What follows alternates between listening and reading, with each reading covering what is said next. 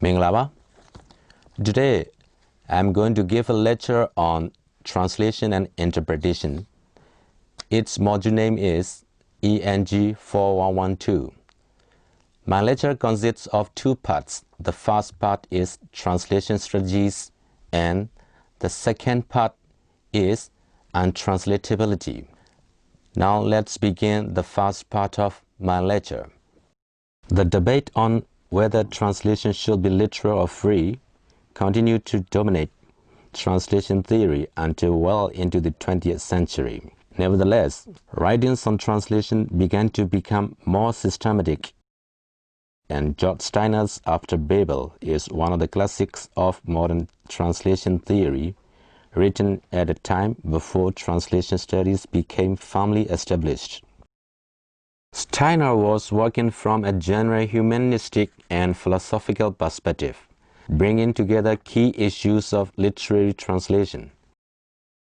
In this extract, Steiner discusses the arguments for and against translatability. His own firm view is that, except perhaps for poetry, translation is always possible.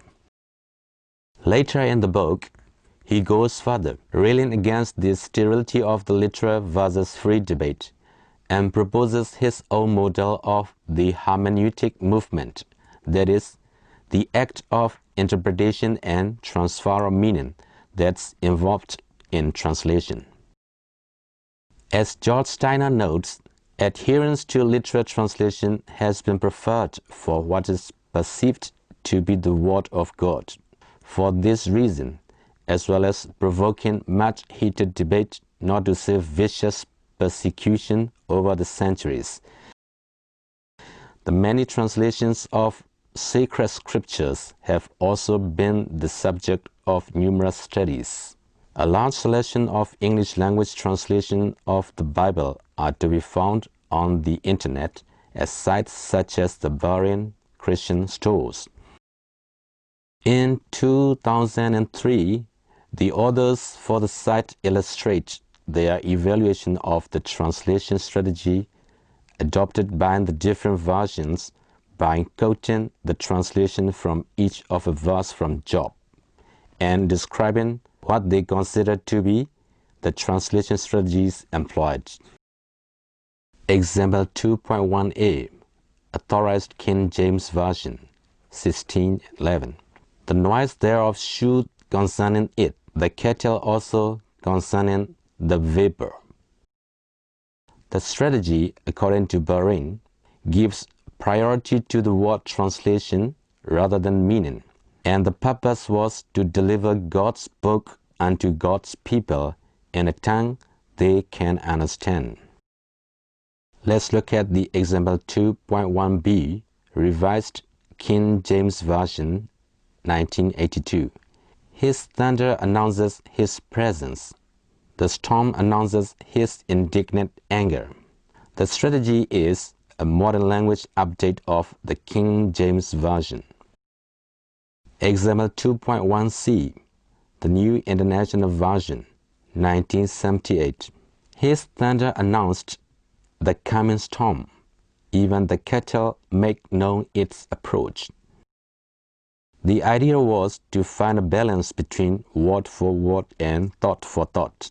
The purpose was to produce an accurate translation suitable for public and private reading, teaching, preaching, memorizing, and liturgical use. Example 2.1d, The Living Bible, 1971. We feel His presence in the thunder. May all sinners be warned. The goal here was to provide a popular paraphrase where meaning is all important. Example 2.2. Much of marine style and patterning has been lost. While Hungarian doesn't have as rich a vocabulary as English, Marine's use of some pet words in an almost incantatory manner is no accident. On the first page of the original chapter 3, for instance, he uses various forms of the verb Satoni 4 times. They are translated as suffers the wound, offended pride, and offended, words that convey the sense well but hide Marine's arrangement from the English reader. Example 2.3 sets challenging translation problems, since a change in the spelling of the names may alter the numeric value of its component letters. The narrator of this award-winning children's detective story is an autistic teenager with a brilliant mathematical brain. Example 2.3. I said that I wasn't clever.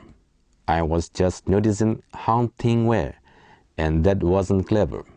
Being clever was when you looked at how things were and used the evidence to work out something new. Like if you see someone's name and you give each letter a value from 1 to 26, and you add the numbers up in your head, and you find that it makes a prime number, like Jesus Christ, a Scooby-Doo, a Sherlock Holmes, or Dr. Watson.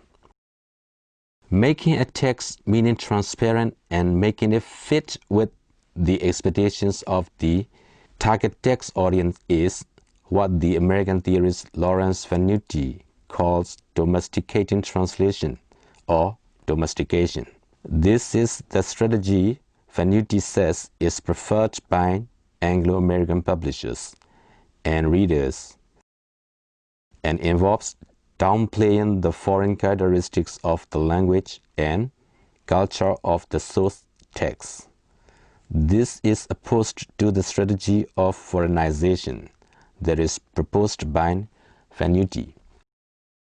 Closer to literal translation, a foreignizing strategy attempts to bring out the foreign in the target text itself, sometimes through calquing of source text syntax and lexics, or through lexical borrowings that preserve source language items in the target text. That's the end of the first part of my lecture. Thank you for paying attention. Now let me move on to the second part of my lecture. It's about interpretation, particularly on untranslatability. There is a grain of truth that is, no matter how good the translation, something always seems to be lost.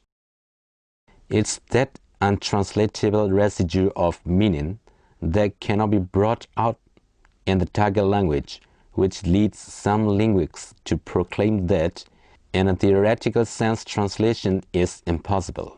However, it will help the translator or interpreter to recall that untranslatability is chiefly due to the inherent features of cultures and languages, not to the individual abilities of the translator or the limitations of the craft.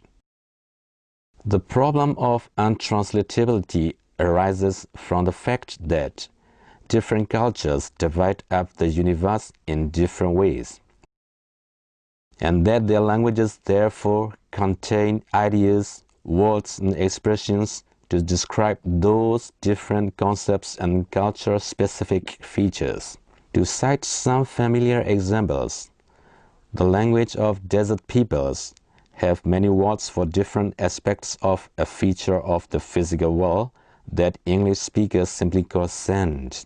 The intuitive language has many words for eyes. French has many words to describe the qualities of wine, which cannot be very satisfactorily translated into English. However, linguists have shown, for example, with experiments on color perception, that the vocabulary of our native language only determines what we can say about the world, not whether we can perceive it. If the word ouch did not exist, an English speaker would still feel pain when hitting a thumb with a hammer. But the English translator will have one less English word available to translate zut. Consequently, specific realities singled out by the source language should not be treated as if they were hopelessly unrecognizable to speakers of the target language, simply because speakers of the target language don't have a word for it. Rather, the interpreter should try to devise some way of getting the idea across. In some cases, the problem of untranslatability really is insurmountable, and the translator, after scouring through all the dictionaries on the shelf, is finally reduced to leaving the word in the original language and inserting an explanatory footnote or paraphrase, while the interpreter is reduced to paraphrasing, describing, keeping the untranslatable word in the original, or skipping the word. But one must not confuse difficulty with untranslatability. There are many ways to translate words and expressions that do not travel well from one language to another. And quite often, untranslatability is a misnomer, because an exact or complete translation is not necessary, and an approximate equivalent may be all that is needed in a given context. Dealing with the problem of untranslatable utterances requires one to bear in mind that the same idea may find expression in different ways from one culture to another. It involves asking questions like the following: what am I translating? A word, an idea, the name of a concrete object or of an abstraction, the title of a person, the name of a cultural institution or artifact, a technical term, etc. Sometimes an apparent case of untranslatability can be solved by finding the equivalent register or level of language. For example, the speeches of Winston Churchill might provide a good model to help you translate a speech by Charles de Gaulle. Or at the other end of the spectrum, American urban rap or old Chicago gangster slang might provide an equivalent register with which to translate a French screenplay containing Marcel's argot du milliard. Because meaning is largely contextual, the context in which a word appears may at first make the word seem untranslatable, but this is often a problem of not seeing the forest for the trees. The French word cord may variously mean cord or string or rope. Similarly, equivalents can often be found for seemingly untranslatable recent coinages or neologisms if one pauses to consider the social context in which they are used. If a French speaker trying to translate the contemporary American coinage yuppie by searching for one word equivalent in French, he probably will never find one. But if one asks what kind of person is a yuppie in America and what do we call people like that in France, when we want to poke fun at them, one will probably hit upon the ironic expressions which are close enough to the meaning of yuppie, a young, ambitious, stylish social climber. In tackling an untranslatable word or expression, consider using other parts of speech or figures of speech. In an entertaining book about untranslatable words, they have a word for it. Howard Rheingold includes the French word dirigiste. True, the word itself is not easily translatable by any single English word. Its meaning is so specific that even English-speaking economics make no attempt to translate it and have in fact adopted it as if it were an English word. Thus, a recent World Bank study on Latin America by an American economics includes the following sentence: a particularly important issue is whether the reforms are likely to be durable or whether, on the contrary, they are likely to be reversed, plunging Latin America back into dirigism, populism, and inequality. Here, The French word dirigism is apparently being used by an English-speaking specialist because there is no English word that conveys all of the same nuances. We might therefore be tempted to conclude that the word dirigism is untranslatable. But a translation or interpretation does not have to use the same parts of speech as the original.